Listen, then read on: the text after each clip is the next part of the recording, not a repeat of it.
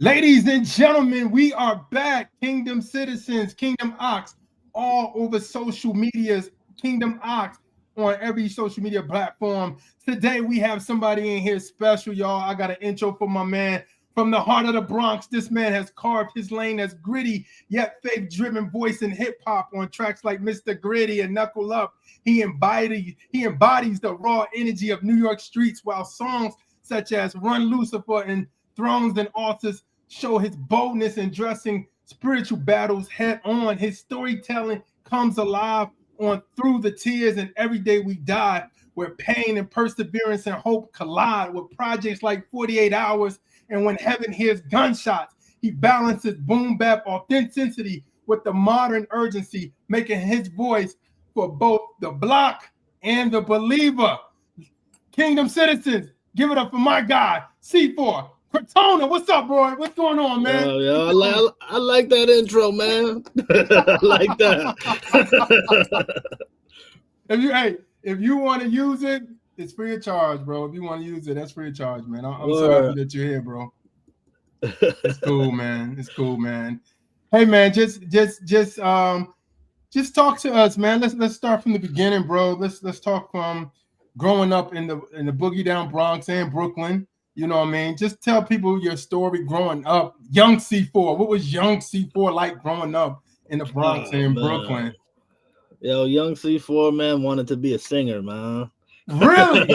I wanted to be a singer. I was just listening to R&B, whatever I could sneak from my mom, my stepmom. You know what I mean? Had to see on deck, and I was just like, man, I want to sing. But God ain't really give me that gift like that until He gave us auto-tune. Now I got it. But regular kid, man. Yeah, regular kid. Always was into music though, for sure. Got you. What was it about R&B that was like giving you like that's what I want to do? I want to sing. Like what was the songs that was like filling you up and stuff like that that gave you idea of singing? Yo, so sometimes my rapper friends get mad at me when I say this, right? But so I look at singing like a gift, and I look at rap as something that you can learn how to do. Oh wow! Obviously, there's some things that you might already have in you, like rhythm and things like that. Yeah. But I think that if you focus enough, you pay attention to words. Like, when I came up, there was just a lot of like a hip hop environment, people rapping on the corner and things of that nature. Like, where you really hone your skills. Like, there ain't really too many outlets these days. And I'm not even talking about platforms, but just period, where people could hone their skills. But for me, I wasn't naturally good. I'm just a student. Got you.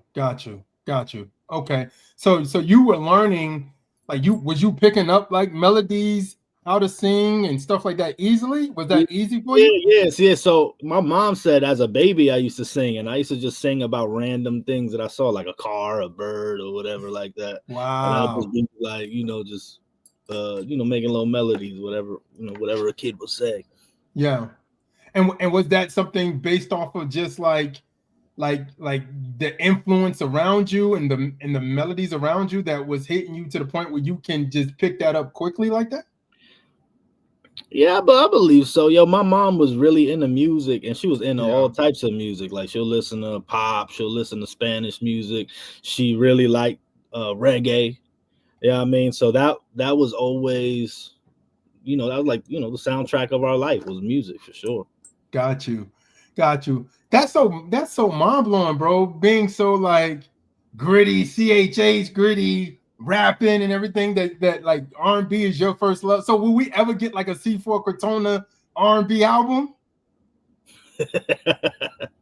I don't think so, bro. But I mean, obviously, if you hear my music now, I try to put in the melodies in there. I just know my limits. Like, when I know I can't do something, I go hit one of my guys up. But yeah, man. No, I don't think no C4 R&B album will come out. But maybe you might hear a song in there. But it'll be more modern sounding. You know what I mean? Like that 90s R&B, like dudes is really, really singing. Like, no, I can't do that. Yeah, that's real. Was so when did hip hop come into the place for you? Like, was that something that like like you just saw people doing it, like you said, on the block in the Bronx or in Brooklyn, and you was like, man, this is fascinating. This is probably better than singing. Uh, yo, it was my dad introduced me to hip hop. Like just listening to him, he used to listen to like Tupac and stuff like Yeah. that, and I would just hear it from. And you know, what's funny is initially I ain't like it. I'm like, man, you know, just a little kid. I'm like, man, they cursing too much. What is this? What is this filth you got? You need to put on some Blackstreet Boys. You know what I mean? Like, Really? That yeah, you was really thinking that back then? Well, I mean, you yeah. was a kid. Yeah, you were a kid, so I wasn't like it was yeah, just initially I didn't like it, but yeah. yo, so what happened was I moved in. Me and my mom had to move into a shelter when I was a kid, and Got you. the kids there rapped, Got you. and the kids there rapped, and you know, just to see someone that like you know, my age and things like that to be into it, Yeah. that sparked my interest. Got you. And what was the songs they were rapping over? Like what was catching their interest that caught your interest? Like what was the artist at the time? Like I don't um really remember the artist, but they were basically doing like remixes to songs that was already out. But I got just you. thought it was so dope that they started putting their own twist to it. That I started. I think my first rap that I wrote was like a P Diddy remix. Okay. I don't remember the song. Yeah. Got you. So like what is that like your background of being where you were and like raps coming to you and like going from like you saying you rapping on the bad boy stuff, but like having that like underground gritty sound, like was that something where you like I like those beats better than like the Hitman stuff? I like more Premiere stuff, or you know what I'm saying? Like Yeah, what were they rapping over and stuff? yeah. So after that, I just automatically started to take it serious. And obviously from New York, like I remember, I think the like listening to Big Pun, you know, like Yeah, that was someone that I could identify with as, you know, being Puerto Rican and all that. And obviously just that's the sound in New York. Like I started writing raps when I lived in Brooklyn. So that got you. whole like living in the shelter, seeing other kids rap, that was in Brooklyn. And just the, you know, where I was at in Brooklyn, Flatbush, everything was hardcore rap, bro. Biggie, you know, the Locks, you know, et cetera, et cetera. And that's just what I was really just influenced by sonically. Got you. Was that like was besides the music fueling you, was it also like your current situation fueling you as well? Like the but you just saying being in the shelter or like dealing with those things, dealing with the people probably in there as well. Was that something that was like cultivating who you started to become like in rap music? I would probably say indirectly, bro, because like just my love for it was purely because it was fun, Got you you. know, and I'm Got you. sure that it I always say like I feel like in a lot of ways, even before I was saved, rap Yeah. rap saved my life because it just distracted me from what was going on in the street. Oh wow. You know what I Wow. mean? Okay. So it was Yeah. just I truly just love the art of it. And wow, you know, my guys was doing you know, stuff in the street, like just as even as kids, bro. Like I remember like one of my friends, 10 years old, put crack in my hand. He was like, yo, you could rap about this now because you touched it. Jeez. Wow. Wow. You know what I mean? So Yeah. but yeah, bro, just I just fell in love with it. And yo, I don't even know how I adopted it, but then I started battle rapping like Yeah. 12, 11 years old, bro. And just I just loved it, bro. Was like what made you stay in the house, or what made you stay away from the streets like that? You know what I'm saying? Or was what did the streets eventually pulling you in, or what what was it that kept you from the streets, or what brought you to the streets? So I was definitely being influenced by the music. So it was pure, just loving the art of it. But I definitely remember being influenced by the music. I remember putting red rags around my head. I said that on a record. Wow. Like so I definitely wanted to be a gang member. I definitely Wow. wanted whatever the image was that I was seeing. Like Yeah. it influenced me. My mom and my dad weren't together, but my mom started to speak to my dad like, "Yo, I think he's going down on the wrong path." So I started hanging out in the street and stuff like that, and pops had to step in and move me away from Brooklyn, and then I ended up in New Jersey. Okay. What part of Jersey? I lived in various places in Jersey, but when I first moved to Jersey, it was Montclair, New Jersey. So Okay. it was definitely different than Brooklyn. That's so funny. I'm from East Orange, but that's crazy. I I lived in East Orange as well, bro. Okay, cool, man. That's amazing, bro. That's Yeah. amazing. So, well, pops really like. Did you feel like that situation really changed everything for you to get away from from that environment like that? That moving. Mm, so I feel like just the things that I was going through in Yeah. New York, it already did the damage that it did to like me mentally. So when I moved to Montclair, even though like that's the suburbs and it's a lot safer and it's better, like the things that I just went through as just a child was already in effect. So it didn't change that much in my mindset. It was better for Yeah. sure, but I was already New Yorked out by the time I got to New Jersey. Got you. So what was the some people, of course, when you said red flag, you're talking about the blood gang. What was it? What was that appeal from them? Like, what was? I know you're saying like your dad got back in your life, but what was the appeal from that? Like, what was that appeal that were making you like, yo, this is I want to do this. You know what I mean? Um Yo, so it just appeared like they had a lot of unity. You know what I Got you, mean? Like it was got just a you. lot of them. They made it look cool. And like I said, the music influenced me, bro. So, you know, Jim Jones, Joel Santana, Dipset, watching them with red flags and all of that. Like they made it look cool. You know what Mm, I mean? And that yeah. and I didn't just want to be like a blood to just be a blood. I wanted to be like a blood rapper. You know what I Wow. mean? Like I want to wear the flag while rapping, while I just got an army of killers behind me. Like that just looked good. When in reality, I probably was just looking for, like I said, bro, living in shelters and stuff like that. I was looking for community and acceptance and all of that type of stuff that, a young man looks for. Got you.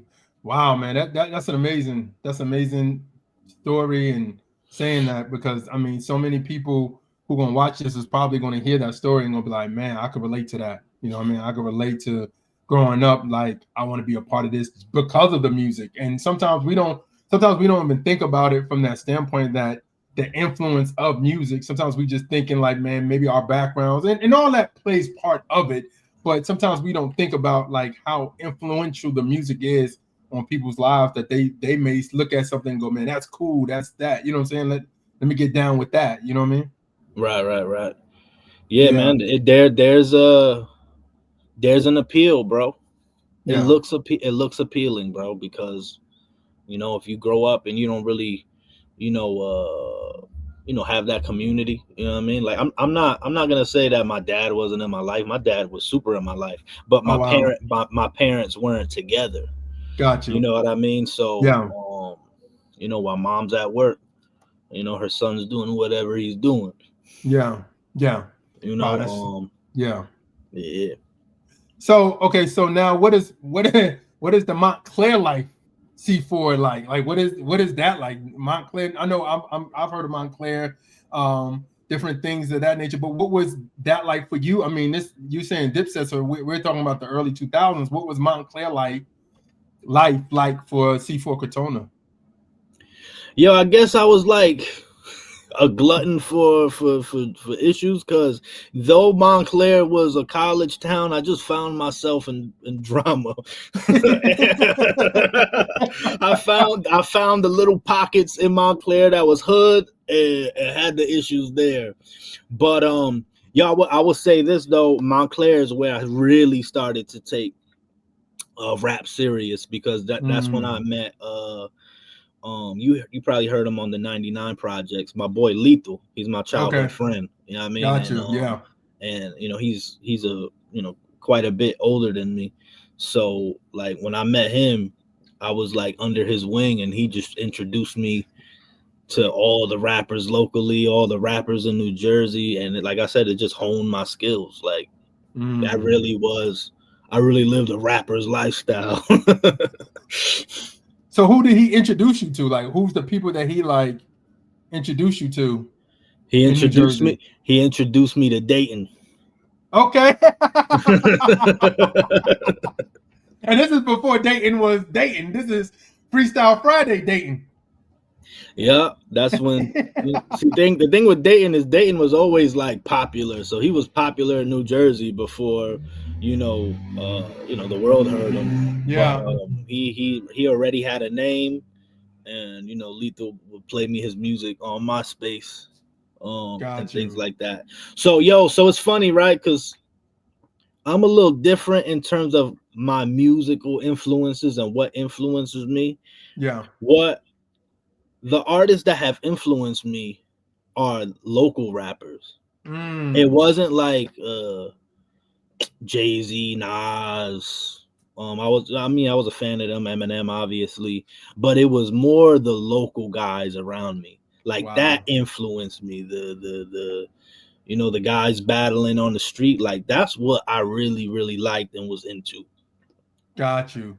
So did have you ever saw a Dayton battle like at that in his early years? Was you like seeing him doing? Because I remember seeing him on 106 in Park, but then also hearing about him saying that people from Eminem and them was kind of looking at him for possibly signing with Shady. But did you see him battle like around like New Jersey?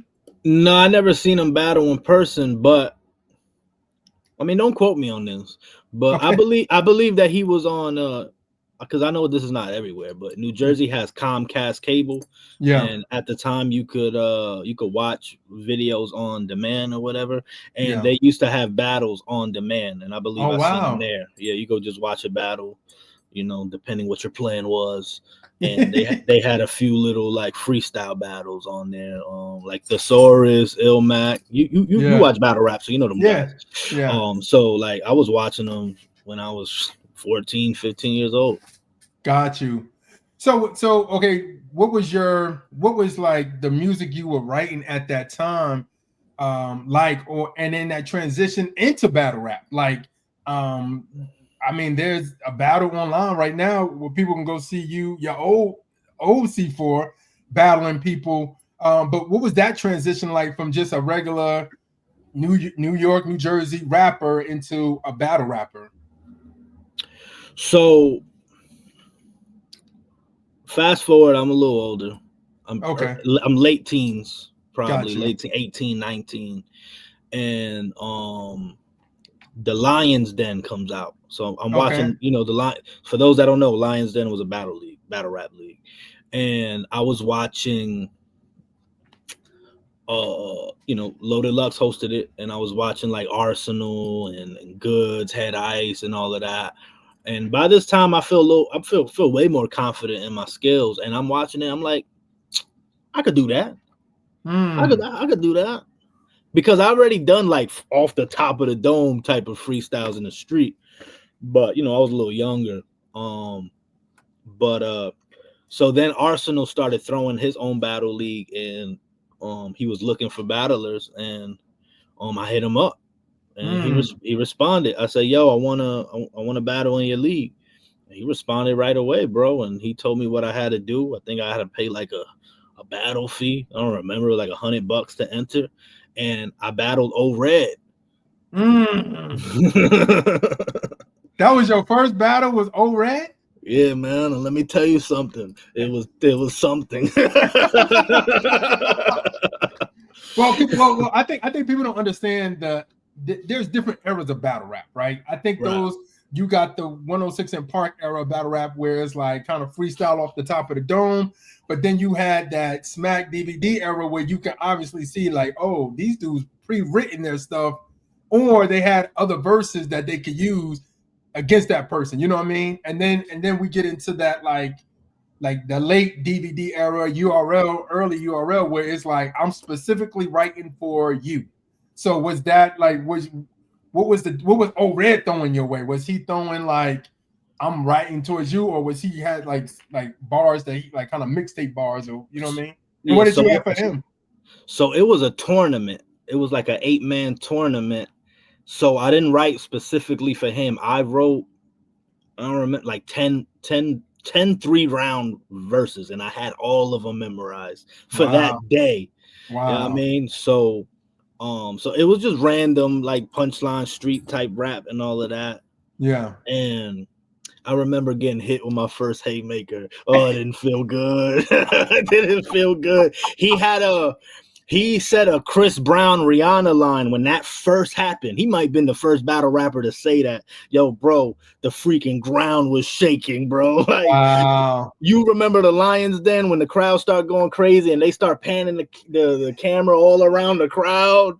Yeah, get him out of here. You know what I mean? And I'm like, oh, snap. But yeah, man. Wow. Was that your first time feeling like, oh snap, I'm over my head, or was that like, oh, he got this, I'll be back? Yo, so he won according to the judges, but when we battled, he choked. So I don't understand how he won. Yeah. So he definitely smoked me in that initial round. Like that's when I was like, oh yeah. But I was prepared because I'm like, yo, bro, like I said, a student, bro. Like I watched, I was buying them DVDs. Like I knew what could happen.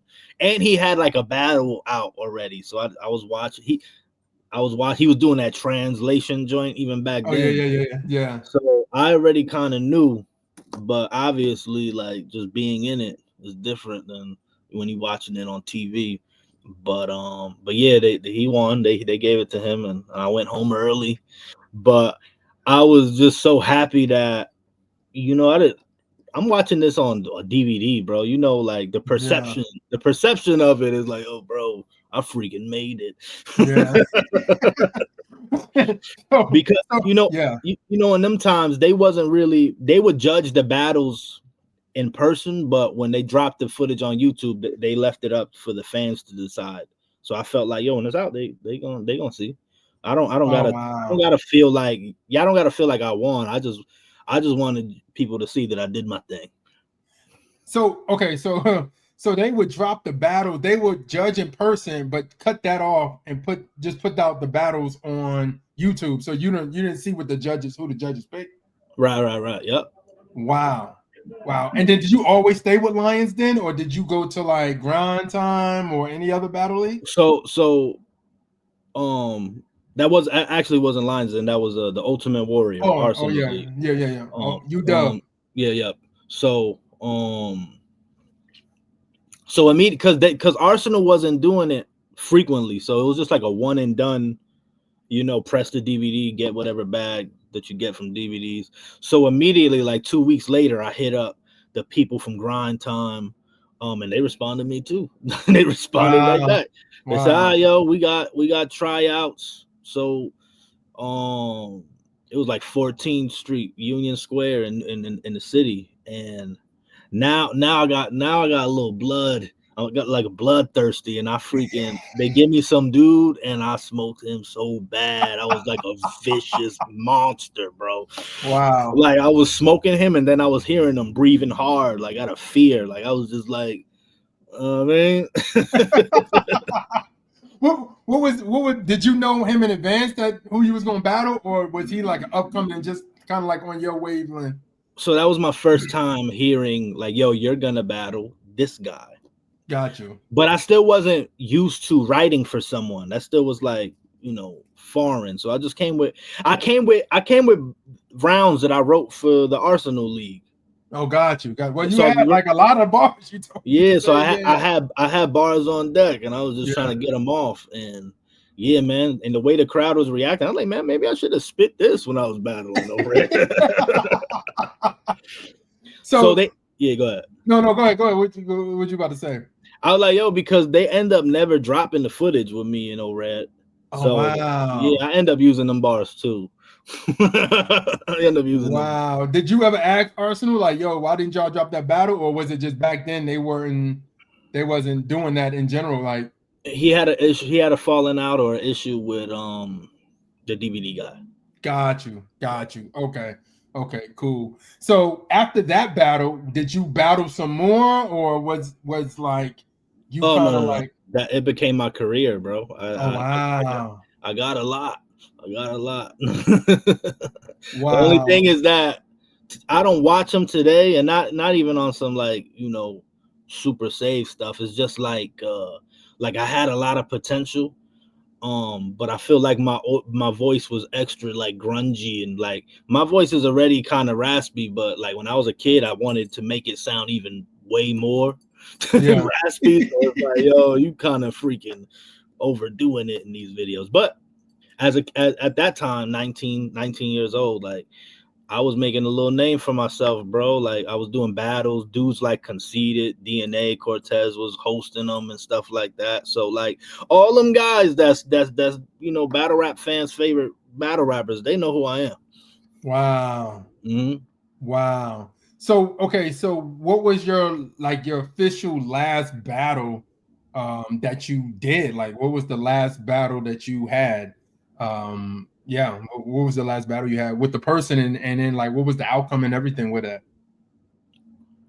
So I battled my man, his name was Days.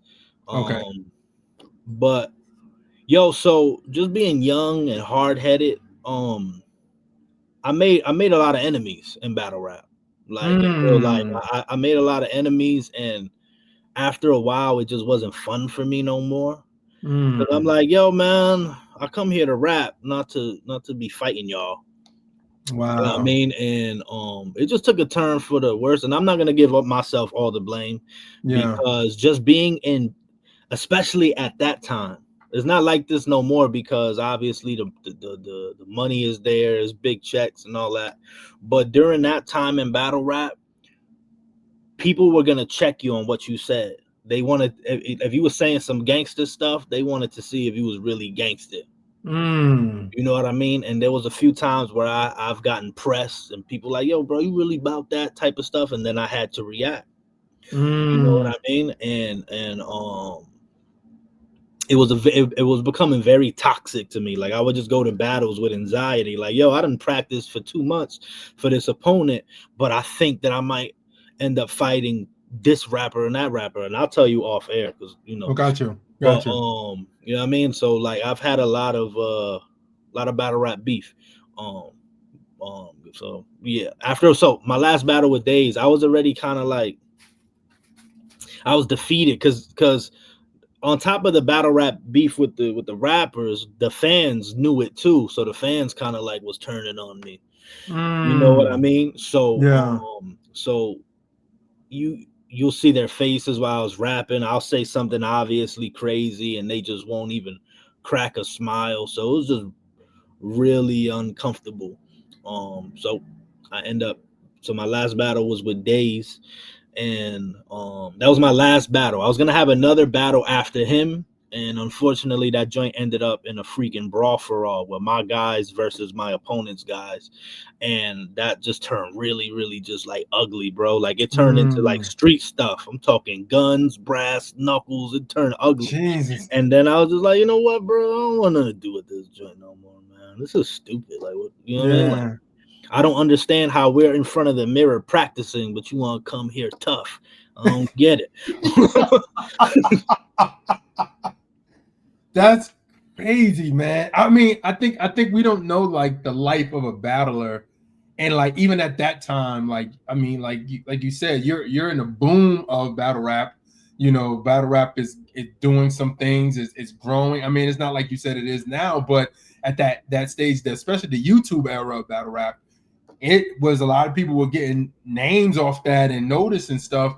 And to the fact that now some of them guys are, I ain't gonna say millionaires, but some of them are gotten deals, got not even like record deals, but like other like type of branding deals and stuff like that. But just to hear some of them dudes do real well, bro. Because I'm still tapped in with some of them and on like a friendship level. Like I talk to some of them even to this day. You know what I mean? And I hear the checks that they getting, and I'm just like, man, I should have stood. do the people ever tell you, yo, man, you gotta come back, C4, you gotta come back? All the time, bro. All the time. You know, one of my close friends is a QB, Black Diamond. Yeah. And she got her own little battle league, and she be hitting me up like, yo, whenever you ready. She be trying to instigate me and A-War. And I'm like, why you want to see two Christians battle though? That don't make no freaking sense. Call the division, QB. You talking division. Wow. So you was with her brother and them, like you were cool with them? Like her brother and her I was really just cool with her. I ain't really know her people like that. I know them more now because we live in the same town. Got you. But yeah, I did another event that never dropped. Was I met her on the set of BET. It was a show called Death Match. Cassidy was the host and all of that, and yeah, me and her just became super cool, bro. Got you. What was that? What was Deathmatch? Was that like another like Freestyle Friday kind of thing, or? Yo, kinda, bro. It was really based off like freestyling, and at the time, like freestyling was already, out the door. Like people wasn't really freestyling like that. Yeah.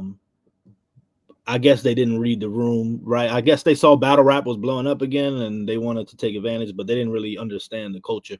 But it was on some like, we're gonna throw words at you and you gotta freestyle that, and then if you kill it, then you make it to the next round, and then you gotta battle somebody, and then something like that. Yeah. So real quick, what did you learn from battle rap that if somebody's watching this that's like, yo, I want to get into battling, what would you, even for people who are Christian, like what would you tell them, some things that they need to know before getting into the battle rap world? Y'all always say that battle rap, it gave me tough skin. Professionally and just in just real life. Yeah. I think as a kid, like I was telling you, I had a lot of issues. And yeah, people were trying to like whatever, but I also, where I place blame is I took everything with offense. You know what I mean? Like, yo, maybe if I didn't react a certain way, maybe it wouldn't have gotten to certain levels. Maybe they was just talking trash, like, because you know how battle rap is. They yelling at each other, they sweating, they getting in each other's face, but don't nothing ever happen. Yeah. You know what I mean? But I'm thinking, and I already had stuff happen, so I'm already like red alert. Yeah. But I think a lot of it had to do with just my reaction and how I reacted and stuff like that, and the things that I would say back. Because you say, I don't know, yo, C4, I think you trash. I'm like, your mother. Like, I always take it to like the other level. Your mother cooking trash. You know what I mean? Like, I just take it to a whole, you know what I mean? When it could have just been an argument about who's the better rapper, but whatever they said to me, I took offensive. But even on top of like one thing I've learned not to do even now as a Christian artist is not to pay attention to the comments. Because when I was a battle rapper, it used to be hundreds of comments. C4 is trash. Yeah, why y'all keep booking C4? Get him out of here. His voice is ugly. You know what I mean? Like, they just go in on me. They used to make like little forums and stuff like that about me, like trashing me, and I used to get offended to all of it. All of it I was offended by. I was offended. It hurt my feelings every time I seen it. But after a while, I started growing a callous to it, and just like, oh, you know what, man? Let me stop paying attention to everybody think I'm trash and pay attention to those that think I'm dope. That's a word. That's a good You word, know, man. even That's if a it's good word. a thousand people that hate C4, yo, I'm gonna pay attention to the 30 that do rock with me. You know Gotcha. what I mean? On word. Gotcha. Was your name back then still C4 Crotona, or was it C4 something else? It was just C4. Got you. Got you. Okay. Okay. Cool, man. Cool. What? Dang, you know what, bro? I don't want to take another long detour, but that was my first run in with battle rap. Mm, I had a second run in battle rap where I'm a little older. yeah. In 2016. My bad.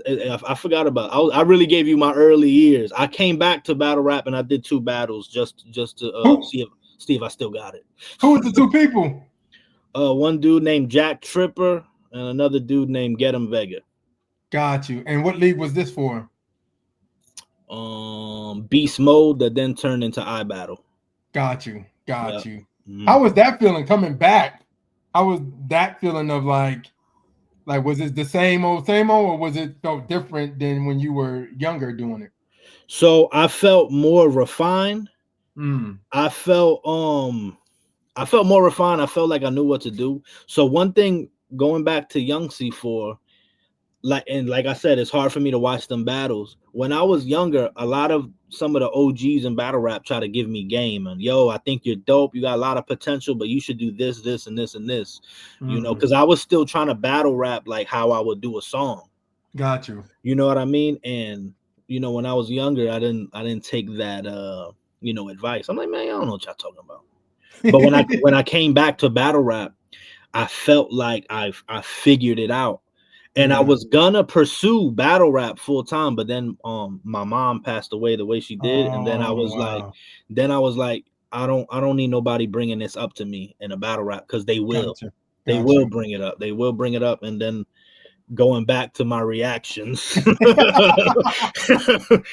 I mean, to have tough skin. I mean, I'm thinking about people like of course, the mooks of the world, and you hear him fighting somebody because he lost his mom and different things of that nature. And honestly, I understand that. I completely understand if somebody purposely. I mean, I do know there's some battlers that say, "Hey, if we're gonna battle, this is in the contract. Do not talk about this. You can talk about whatever you want to talk about, but don't talk about this." But you know what though, bro? I think that's kind of whack, and that's why I Oh, stepped away from battle rap because I'm got like, you. I'm not gonna handicap my opponent. My opponent should say whatever he want to say. Obviously, you should watch what you say because there's consequences depending who you saying them to. Yeah, But I understand the sport of battle rap, and I've also said some favorable things to people in battles that probably should have got me smacked. Probably why I had so many problems.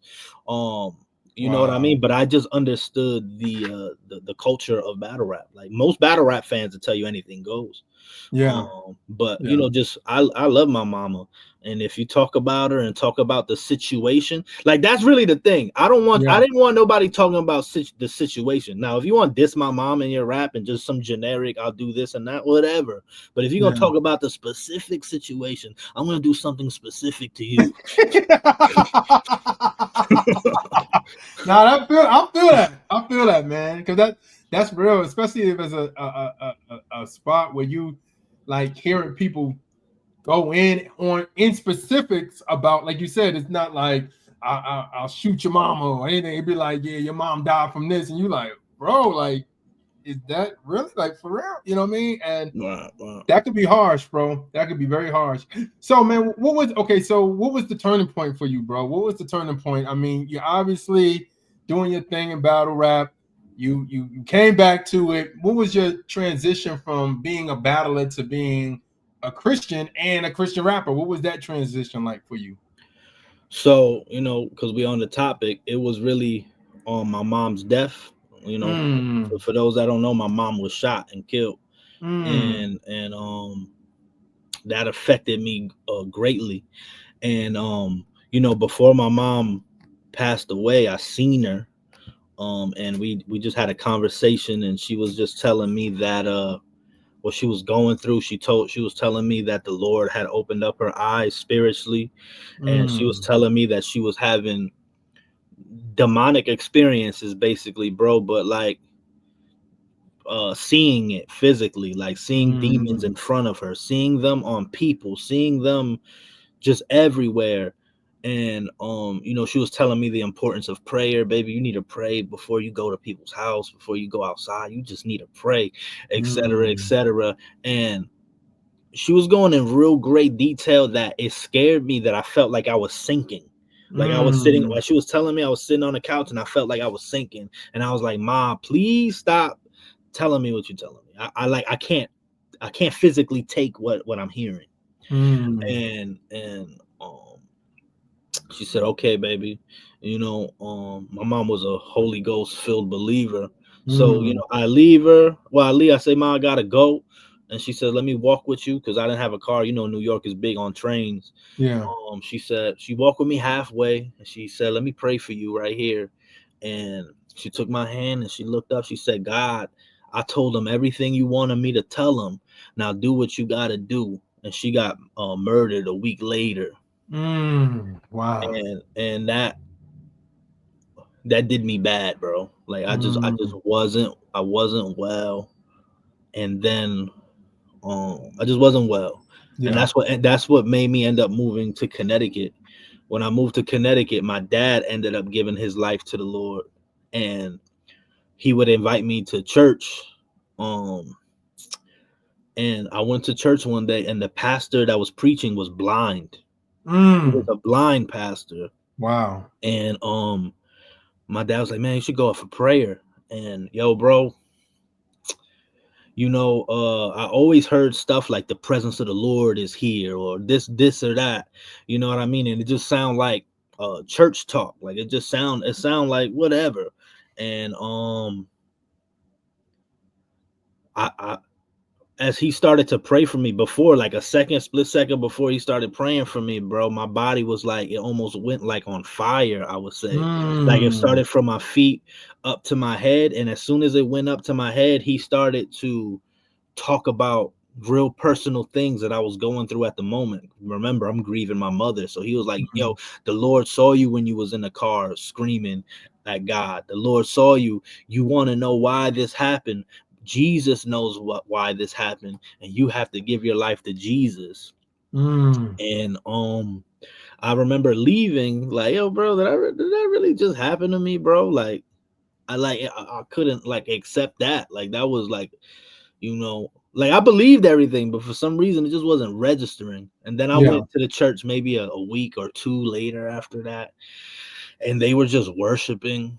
And it was a small church too, bro. Like I'm talking about 5 people probably. Mm. Um, and they're worshiping, and I'm in the back of the church, and that feeling came over me again, the fire from my feet and to my head. And as soon as it hit my head, a lady that was at the church that wasn't there the last time, she got up. She got up and she was just like, thank you, Jesus. Like she was just praying, and she walked up to me and she started rubbing my back, and she said, there's a lot of people like you that God wants you to speak to. And she was basically saying everything the pastor said Mm. prior. And it was like everything that I was thinking in my head, she was rebuttaling out loud. Mm. So I was saying, Lord, how I'm gonna do it? And she said, the Lord's gonna show you how to do it. I'm like, Mm. in my head, I'm like, I'm not strong enough for that. She's like, the Lord's gonna give you strength to do it. Mm. So I leave that like, this is crazy. You know what I mean? This is you know what I mean? Yeah. Um and Unfortunately, I didn't go full Christian after that. I was still mad, bro. I was still Mm. angry. My mom got killed, and I wanted God to speak specifically to the situation. I didn't care that he said he's gonna use me. I'm like, this is irrelevant to what I'm feeling right now. Like I need you to Mm. speak to what I'm feeling. Yeah. And and since I didn't get that, I kind of justified it to not um live for him. I mean, Mm. fast forward, you know, just fast forward. I will start to I will begin to wrestle with like panic attacks, going to the hospital, thinking I'm having a heart attack, things of that nature. I had a panic attack in my sleep. and I woke Mm. up from my sleep panicking, and I went to the ER thinking that I'm having a heart attack. And doctor's like, yo, bro, your heart beating fast, but it's not heart Mm. attack. It's just something's bothering you. Wow. So when I got home, I sat down in my bed and I was just like, um, Lord, you know everything I'm a mess up with. You know that I'm not perfect. Like I just gave God the whole spiel, but then in the end of it, I was like, but I'm gonna try my best to serve you. And Mm. I've been doing that. Now, when it comes to the Christian rap thing, I didn't rush to that either. I'm not. I don't, yeah, I didn't rush, but I took maybe like a year because I was like, yo, at least if I know who Jesus is, I think that I'm at least at a good place. Mm-hmm. You know what I mean? So like Yeah. I was reading the Gospels. Like I think I read the Gospels like 30 times before I even felt safe to start to read like the Book of Acts Mm-hmm. and things of that nature.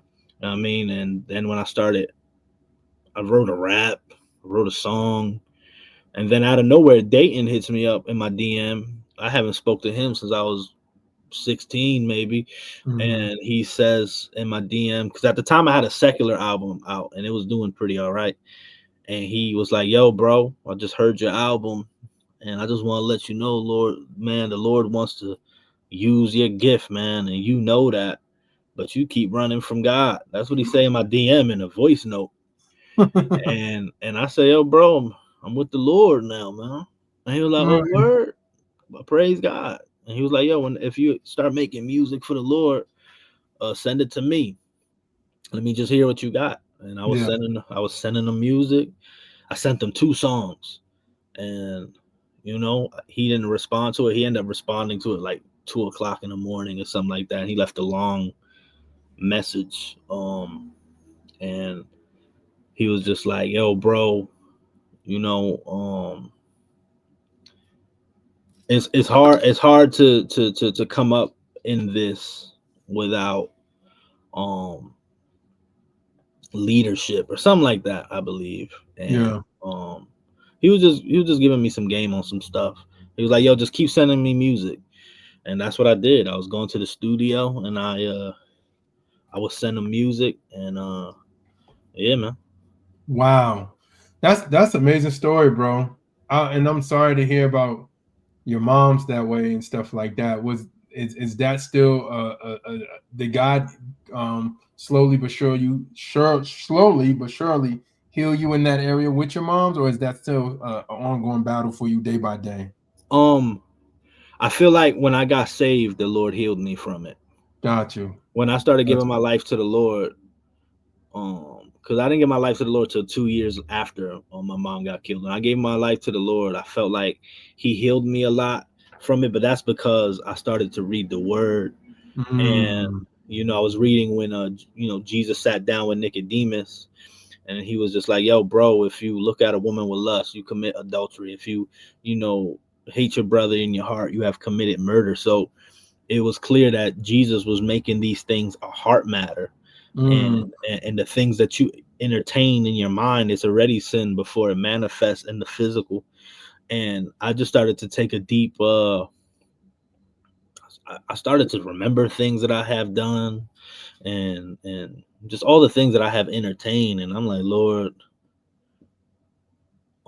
if I don't repent from these, I'm going to hell.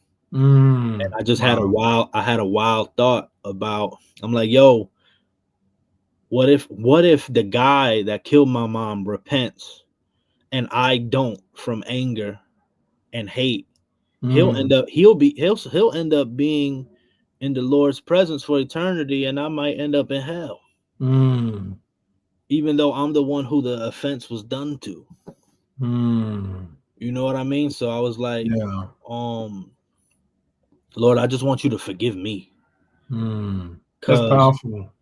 I just want you to forgive me because, yo, the truth is, bro, when you don't got God in your life, even with God in your life, but when you don't got God in your life, there's nothing that all possibilities are on the table of what you can do.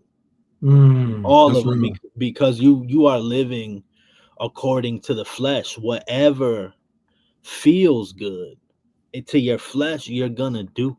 Mm. You Wow. know what I mean? Yeah. And I'm like, yo, this was a godless act, you know. Mhm. And he was a Christian, Oh but not yeah, wow. she was somebody he met at church.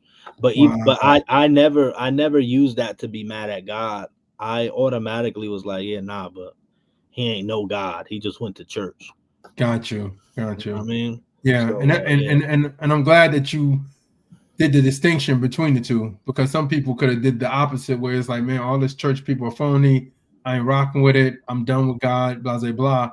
But you seen the difference of, oh, he just had the title. He didn't really tap Yeah, in. You know what I mean? I never even before I was saved, like I just yo, there's real people, there's fake people and everything, bro.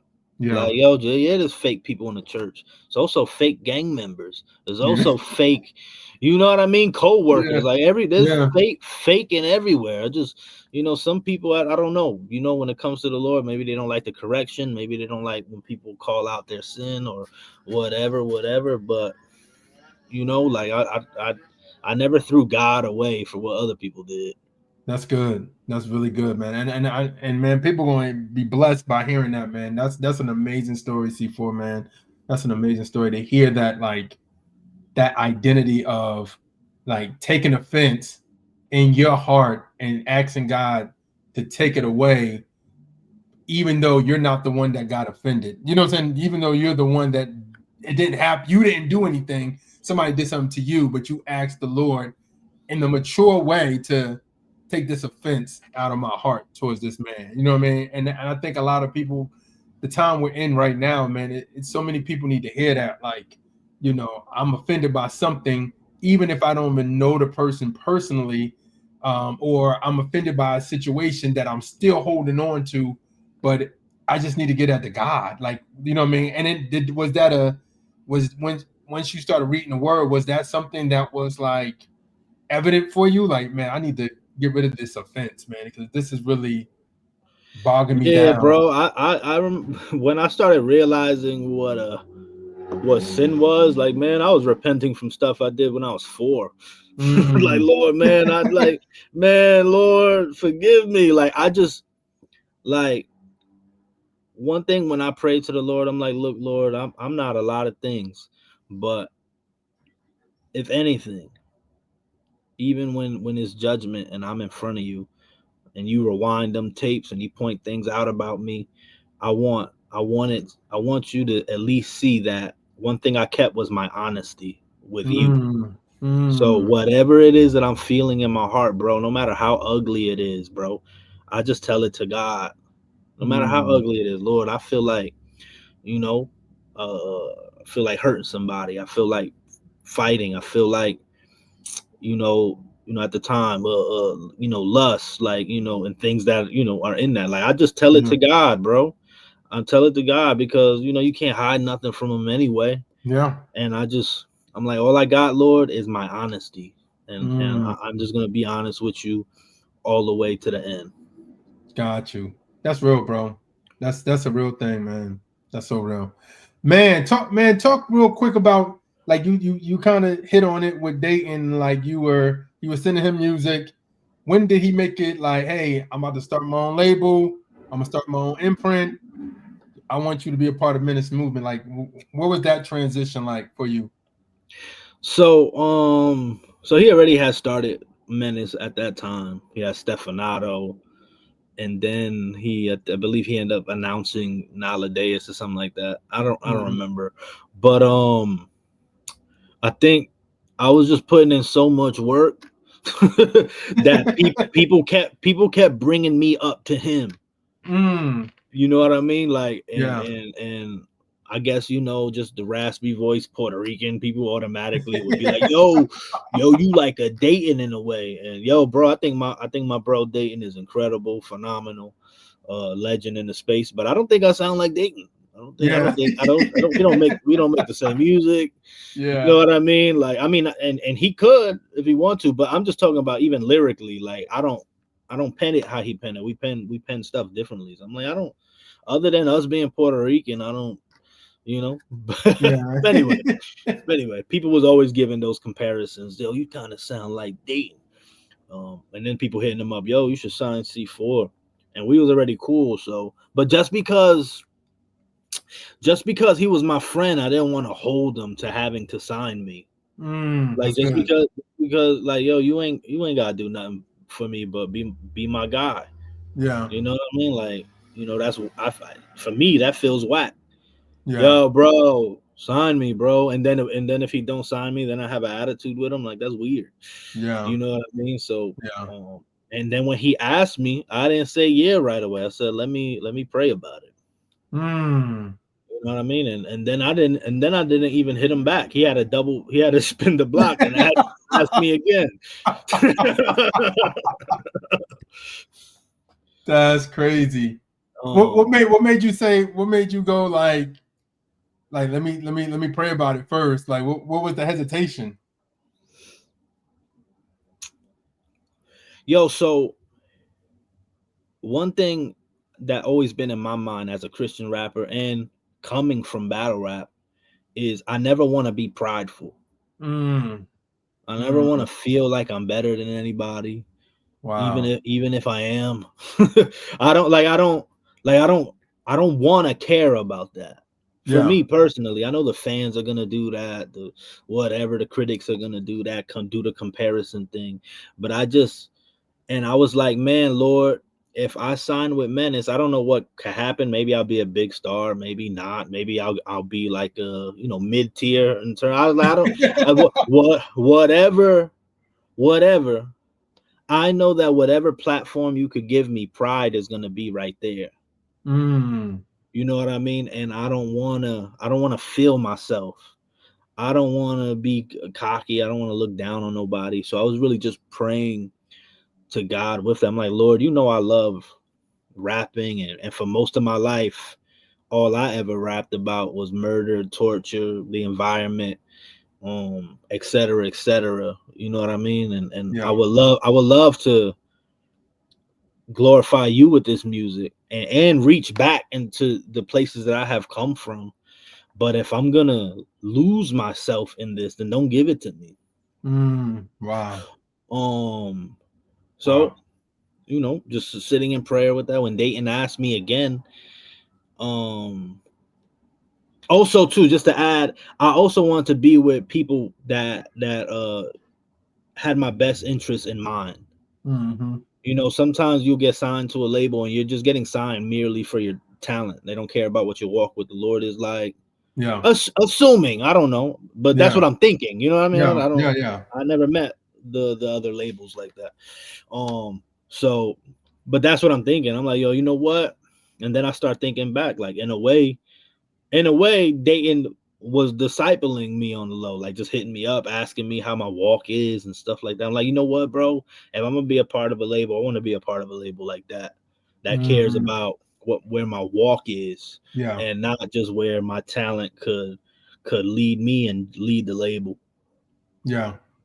Wow, man. That's good, man. That's good. And he looked like he's been taking care of you guys, like really, like like making sure like Menace movement is something it's something that's up to par, which lyrically, production, everything it is. But then also it sounds like behind the scenes he's making sure you guys are like have character and integrity.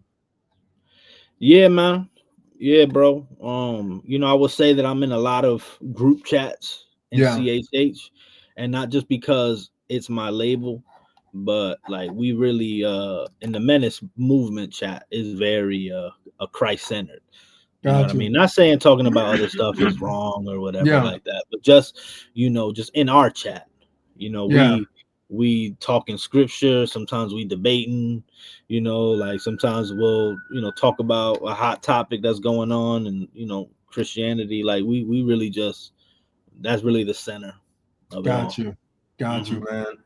Wow, bro, man, this has been dope, man. I mean, you got a new project out. Yes, sir. You have other projects that you put out, of course, with Selah, stuff with Datin and stuff like that. How's it like working with like Selah and Datin like on project? I mean, I know he's like the guy. Datin is over the label, but like, how is it like working with him as like you like your partner, rhyming partner, you know what I'm saying? And then even with Selah, like how was that those deals? So with Selah, it was funny. Well, not funny, but it was just funny. Like at the time, like he's with God Over Money. Like people know who Selah is, and at the time, I think I only had like 2,000 followers. Like people ain't know who I was like that. You know what I mean? And Yeah. he was strictly just about the talent. Like he was just impressed by the raps, the music. We also have a mutual friend, A.O. Shamir. You know what I mean? And he just wanted to do a project with someone who was hungry, bro. And he kind of gave me like that alley oop when nobody ain't really know me like that. Yeah. And we knocked it out 48 hours, like no lie, bro. Like Wow. we did. I think that project got 7 records. We did 6 records. It was like competitive too, in a way. Like I remember I threw like 3 records in the chat. He threw 3 records back. I said, "Oh, okay, yeah." Like I thought I was gonna be super ahead of him, and he was like, "Nah, I got you."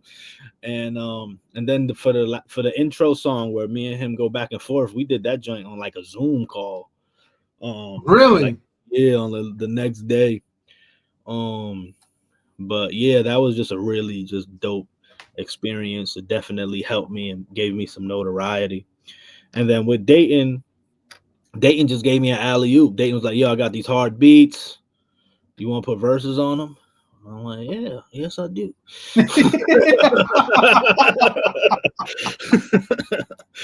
so I did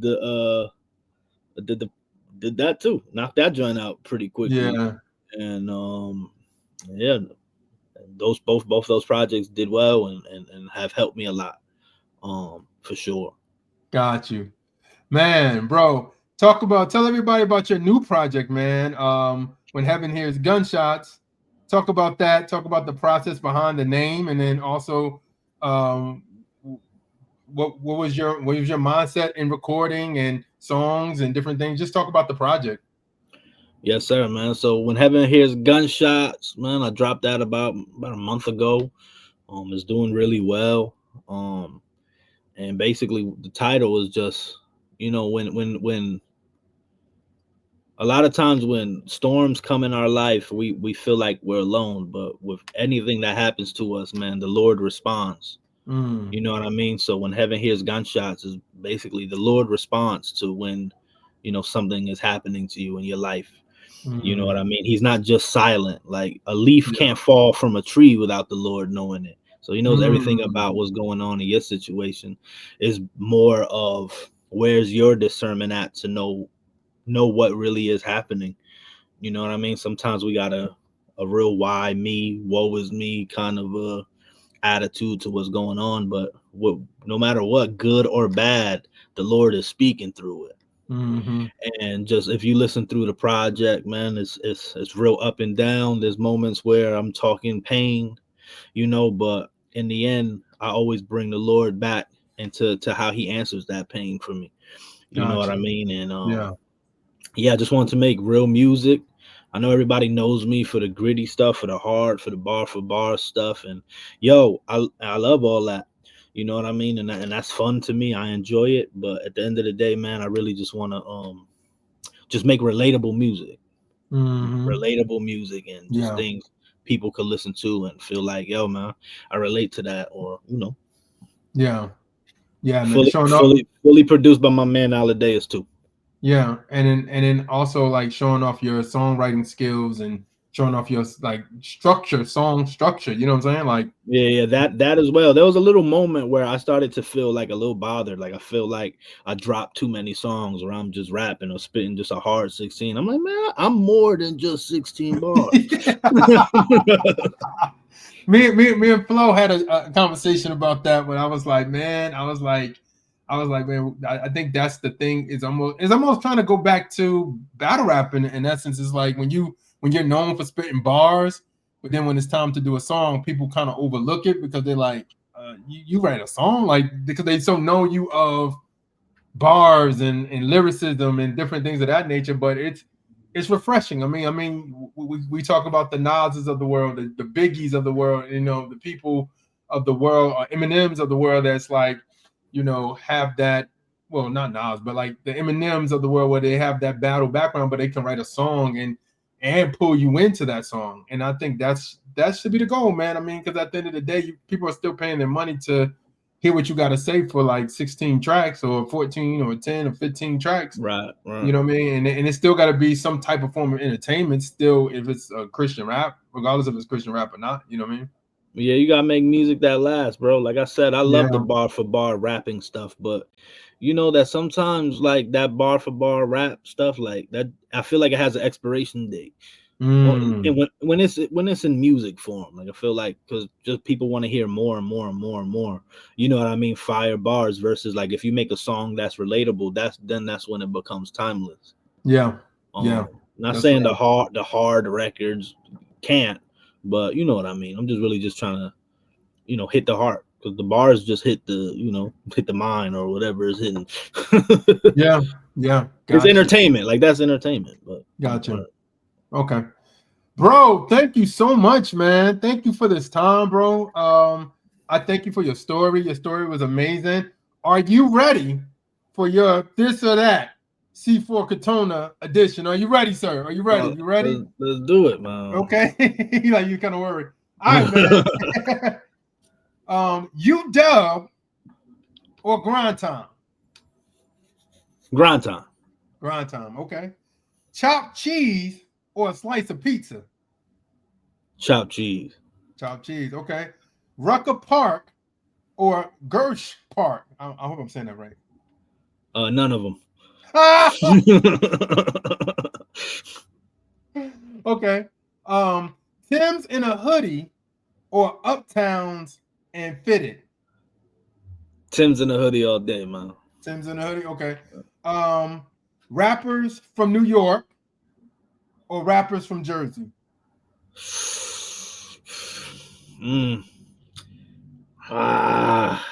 Rappers from New Jersey. Okay. Yeah. I wasn't expecting that. Okay. That's what's up. All right. Your singles. One of your singles. Free or The Door? Free. Free. Okay. Maybe. Yeah. Okay. A song with you're writing. This is what you, between these two topics you're writing. A song with a spiritual message or a song with street grit narrative? A song with spiritual message. Got you. Your projects, collab projects, 48 hours or Every Day We Die? Snap.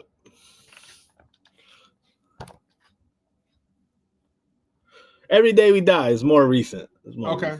Yeah. All right. So you got a song that is dropping tonight, and you need a verse by tonight, and you call two people. Which one's giving you the verse quick? Q Flow or Prodigy the Prodigal? I'm gonna go with Q Flow. I think Q Flow Okay. is gonna respond quick. Yeah. Okay. All right, man. The final one, and this is the one I ask all the rappers: are you a Christian rapper or a rapper who's Christian? Dang, man, I feel like I'm both. Okay. Yeah, I feel like I'm both. I feel like the difference to me is there's some Christians that feel the need to rap to the church, and then there's some that feel like they should rap from the church to the street. I feel like I make both. I feel like I make Christian music, but then I also make street music, but from the perspective of a Christian. Got you. Okay, so it just both. Depends. Got you. All right, man. C4, tell everybody how they can get in contact with you, how they can reach you. Give them all your socials. Go ahead, bro. Floor is yours. Yo, man, you can find me on all social media platforms, man, at C4 Crotona _ on Instagram, and then everything else is C4 Crotona, man. I believe I got 5-6 projects out, man. Check it out, Spotify, Apple. The latest project, When Heaven Hears Gunshots. The one before it, Though the Scars Remain. Before that, Every Day We Die with Datin, man. Check that out, man. Got you. Man, Kingdom Citizens, thank you for watching. This is my guy C4 Crotona. He got some amazing music. He's a rapper. He's a songwriter. He's dope. He's you like that gritty. We even talk about your playlist, the gritty playlist, man. Real quick, talk about that real quick, gritty, the gritty playlist. Yo, so when I started making music for the Lord, my music was still sounding hard. Like the only thing really different from my secular to now is the content and the message behind it. Um, because when I came into CHH, I was looking for the type of music I do, and I feel like I couldn't find it. Mm, Like people were telling me names, and they were like, "Yo, Seven, yo, Eshawn," and I think those guys are amazing. I just don't think they do what I do. gotcha. You know what I mean? Like I think they're amazing, and their music Yeah. has definitely blessed me. But it just wasn't like I wanted New York, corner rap, hard beats, etc. It's like I wanted just like a certain feeling to the music. But that was also when I didn't know nothing either. So so so I came up with the term gritty CHH for myself. Like that was gonna be like the flag for just what I called my music. But I felt like it wasn't honest because after a while I started seeing other artists that did the same thing. They were just like hidden. You Mm, know what I mean? Like, oh no, yeah, no. Because at the time I only knew who Lecrae was and Datin. gotcha. I didn't even Gotcha. know who Bizzle was. I just knew Datin because that's my guy. I know Lecrae and I knew like Trip Lee. Yeah. But I didn't know nothing else. But like I said, as time progressed and Christians started following me and stuff like that, I started to see like just the other guys. I started to see Rocka, started to see YP, started to see you know, the guys, the CQ flow. And I was like, you know what, bro? Like, I'm not the only one who makes gritty CHH. There's a bunch of guys that do. So I made a playlist out of fun. Like, I just wanted to make it for fun. But then people started taking it serious to the point that if you send me a song and I don't add it, these dudes be having little attitudes.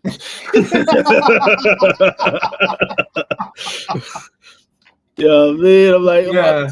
it's not gritty CHH. I don't know what you're sending me, Yeah. and I try to be real honest with the playlist, meaning like I might not even could like you. Like I might think you got whack personality, but if the song is dope and it fits the playlist, I put it on because you know I think about all the other people that get saved and they have similar tastes as me. You know what I mean? Yeah. So I'm like, yo, you know Yeah. what, bro?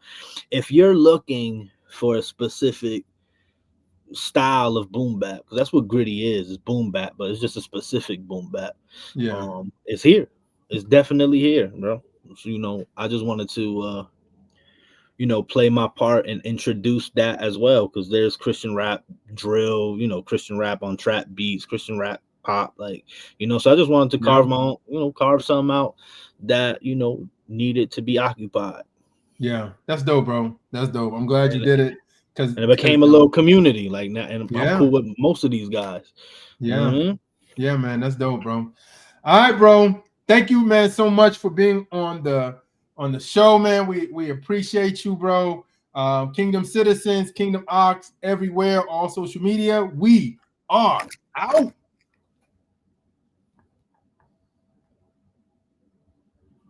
Or Let me see. Hold on a second. I did it for no. Oh, my bad.